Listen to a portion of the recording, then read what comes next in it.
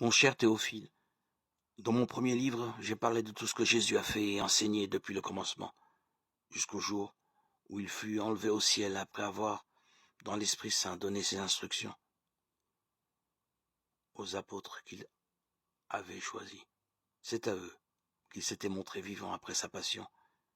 Il leur en avait donné bien des preuves, puisque pendant 40 jours, il leur était apparu et leur avait parlé du royaume de Dieu.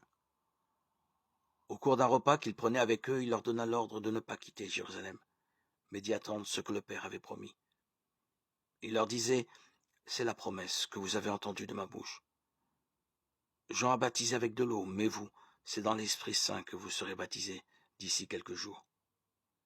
Réunis autour de lui, les apôtres lui demandaient: Seigneur, est-ce maintenant que tu vas rétablir la royauté en Israël? Mais Jésus leur répondit: il ne vous appartient pas de connaître les délais et les dates que le Père a fixés dans sa liberté souveraine. Mais vous allez recevoir une force, celle du Saint-Esprit, qui viendra sur vous. Alors vous serez mes témoins à Jérusalem, dans toute la Judée et la Samarie, et jusqu'aux extrémités de la terre.